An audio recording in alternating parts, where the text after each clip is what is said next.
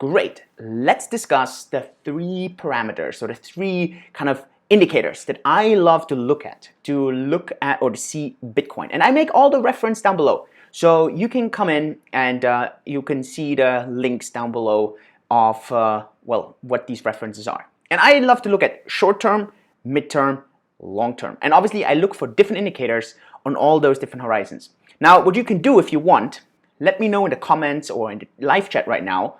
Let me know what are the indicators that you love to look at. Is it technical analysis? What are the things that you like to look at? And that would be very, very interesting for me to kind of get a feeling on what are the things that you are looking. Jiro is here. Hey, pleasure. And so while you're doing this, quick plug here, shameless plug. My book, Time Horizon Principle, is out in English. So if you're interested in this, you want to get this. I only have the t-shirt in German, but you want to get this. It's so valuable, so much investment advice that I got from mentors, stuff that made me really millions of dollars. So this is key. Get it. You can go on Amazon, just go to Amazon, look for Julian Hosp, Time Horizon, and yeah, it just came out in English. Audio version is coming out in another month. So let's go into the video and discuss the three parameters. Short term. Now, I am not a big fan of technical analysis. And the reason is because to me, technical analysis is always a bit of a challenge in how reliable is it actually. Most of the time, that's just me, I have not met many people who really are successful trading on technical analysis. Now, backward looking, they always can tell you why stuff happened. But when you talk to them forward looking, it's sometimes a bit difficult and iffy to kind of understand, yep, that's the reason why Bitcoin did this, or that's the reason why Bitcoin did that. And so it's really, really tough. Now, I know there's people out there who are definitely great in technical analysis, but for me as the average Joe investor, I just learned that this is not so good. And so most of the time, Bitcoin, in my opinion, is very difficult to predict short term. Very, very difficult. It's just like anything. Short term stuff is very difficult to predict because there's so many factors. There are, well, kind of things that you don't think about. For example, Binance today. If you got this, the KYC data that got leaked. Well, this was not new data. This is old data. Is it going to have an effect on the entire crypto market? A little bit, for sure. Trump coming out, making one tweet or saying something.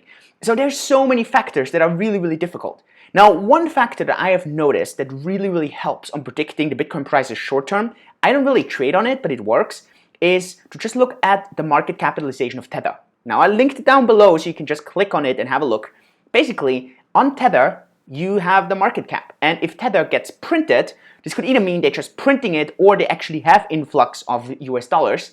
Then shortly afterwards, the Bitcoin price goes up. And there's a very strong correlation on this. On the other hand, if the market cap goes down, mostly shortly after, Bitcoin goes down as well.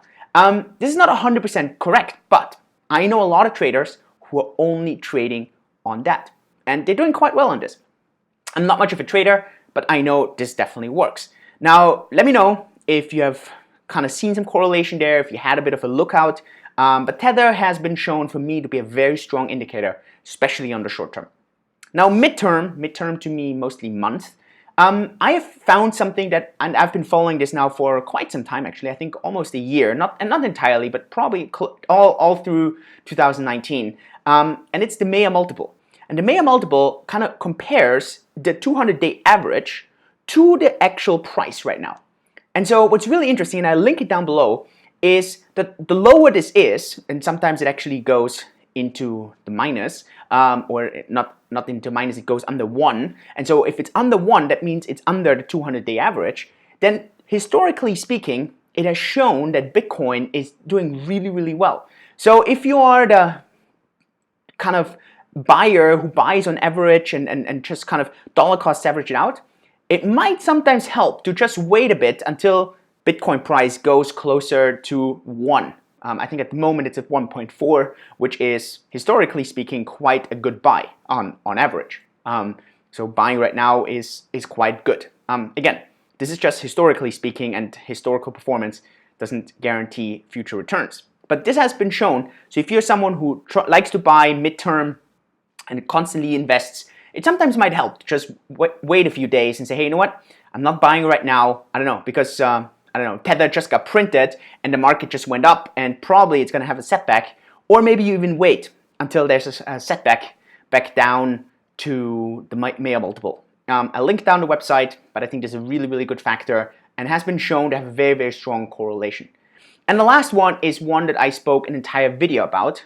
It's one that I discussed in my book, Cryptocurrencies Simply Explained. You can see this here. This is mirrored here. Interesting. Left and right is the opposite on the camera. I'm not sure how you see this. And in Cryptocurrencies Simply Explained, funny example here, it's the book that actually Elon Musk had at South by Southwest. A friend of mine gave it to him and he was like all excited about it. I'm not sure if he read it though, but it was really, really good promotion, and a lot of people bought the book because of that. I can highly recommend it. It has super a lot of substance. But so in there I talk also about having this correlation with gold, and there's this value called stock to flow, and I made an entire video on it. You can find the video down below. But basically in stock to flow, this is a very long-term indicator. So we're talking about years. And so this is what I kind of look at stock to flow. Now, I want to be clear, stock to flow at some point is probably going to tail off. It's not going to work at some point because, well, Bitcoin cannot go up forever. But it has some really, really nice predictions, and it has been pretty accurate over the past years. So here you have it. These are the three indicators that I personally look at. Short-term, especially tether printing. Mid-term, Mayer multiple. Long-term, stock to flow. If I'm missing anything, or if you feel, hey, there's one thing or another thing that I should rather be discussing or looking at, or this has been shown to be very, very good, then let me know. I would always be interested to learn and see. Obviously, if you like this stuff, then please give me a thumbs up wherever you're watching this, on Facebook, on Twitter, like it, retweet it, share it. It's really, really important to my personal mission, making people crypto fit out there. And obviously, you do me a huge, huge favor to make these things a bit more popular. If you're on the podcast, please leave me a comment, a review. This is really important, and then share it. I think it's very relevant and important. And of course, pick up my book, The Time Horizon Principle. You're going to get great value out of this. With this, all the links are down below. See you at the next video. Yours truly, Julian.